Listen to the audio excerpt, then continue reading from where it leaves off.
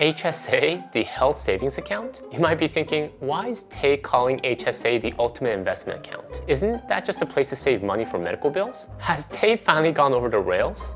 I know he looks a little kooky, but I didn't think it was this serious. Don't worry guys, I have not gone over the rails. Not yet anyhow. And yes, HSA is a health savings account as its name implies. However, when we start unpeeling the layers, I'll show you why it could also be your ultimate investment account that not enough people are talking about. Hi, if you're new to the channel, my name is Tay from Financial Tortoise, a channel dedicated to helping the Standard generation reach financial security. In this video, I want to talk to you about HSA, and if you play by its rules right, it can actually be your ultimate investment account.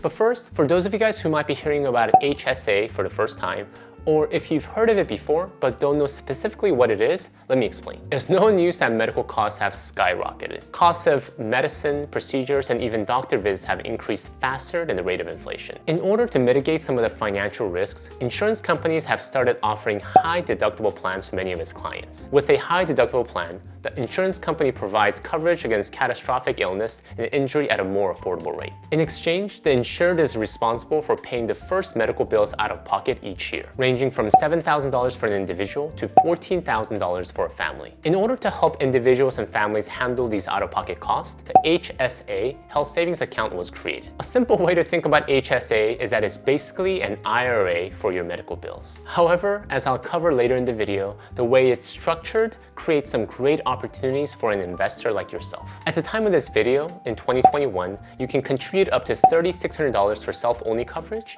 and up to $7,200 for family coverage. This will increase slightly in 2022, $3,650 for self-only coverage and up to $7,300 for family coverage. If you're 55 and older, you can contribute an additional $1,000 each year through age 65 or until you enroll in Medicare. This is called a catch-up contribution. But make sure to check healthcare.gov for the latest updates. I have a link in the description below. One thing to note before I get into all the benefits of an HSA is that oftentimes HSAs are confused with FSAs, flexible spending accounts. They're not the same. If you don't spend all the money with the FSA within a specific year, your account fund is forfeited. I know, because I had this happen to me recently and it wasn't a pleasant experience. However, with the HSA, the money within the account and anything it earns remains yours until you use it. Now that we've covered what a HSA is, let me show you why this is the ultimate investment account. The few benefits of putting your money in a tax advantage account is the tax savings you get. With a traditional 401k or an IRA, you don't get taxed on your contribution. You're able to lower your taxable income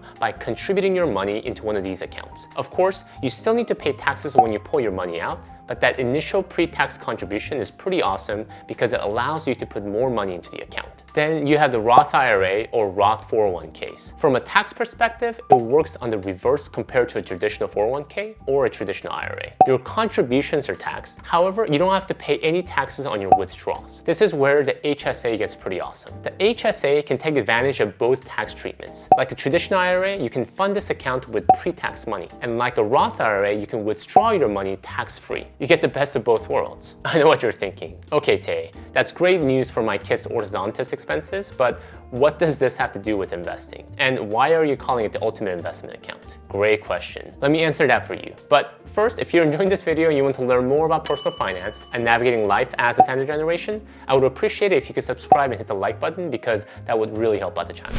You are actually not required to pay your medical bills with your HSA. Even if you have a medical expense, you don't need to tap into your HSA if you don't want to. You can just pay out of pocket. And this is great because if you have your HSA fund in an appreciating investment, like a good low-cost index fund, you can let it continue to grow like your regular retirement account. And let's say you do want to tap into this account. As long as you save your medical receipts, you can withdraw money from your HSA tax and penalty-free anytime. And this can be many, many years later. So what you have here is the ultimate legal tax sheltered account that if you ever need the money for medical expenses, it will always be there. However, even if you don't, it would grow like any of your other investment accounts, tax-free. And if you wanted to pull any money from it, we can just use some of the medical receipts that we saved in the past and reimburse ourselves tax-free from the HSA account. If we're fortunate enough to remain healthy until we turn 65 without tapping into the HSA, then the HSA will be identical to a traditional IRA for non-medical expenses. We can begin withdrawing money from it for any expenses after we turn 65 without penalty. We will only be paying taxes. All right, now that you're on board with me to why HSA is such an awesome investment vehicle, a couple practical action steps to maximize its function. 1. If you have a high deductible health plan, HDHP, open a HSA account. 2. Max out your contribution. This will help in lowering your taxable income.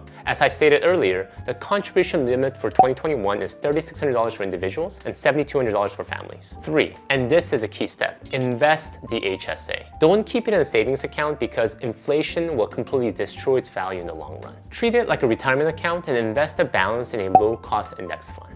4. Don't use your HSA to pay for medical bills. You want to allow the money in your HSA to grow. Unless it is a major expense, try to pay for all your medical bills from your regular checking account. 5. Hold on to all your medical receipts. More receipts you have, the more you can withdraw tax-free down the line. Make sure to keep them in a safe place. I'd recommend scanning and uploading them all to the cloud for safekeeping and maintaining an itemized list. And 6. Once you hit age 65, treat your HSA as a traditional IRA. Assuming you turn 65 and you don't have enough medical receipts to fully withdraw your account, you can use the HSA for ordinary expenses in the same way that a traditional IRA can be used. I hope I was able to help you understand why HSA is such a powerful investment vehicle and what are some next steps if you have a high deductible health plan. The bottom line is that anyone who has a high deductible insurance plan should definitely fund an HSA. The IRA wants you to use it, and if you don't like paying taxes, this is a great way to get around it, completely legal. If you want to learn more about HSA, I recommend checking out a pretty amazing article that Brandon, the mad scientist, wrote on his website. I'll have a link to his website and the article in the description below. He is seriously one of the smartest guys I know in the personal finance early retirement space,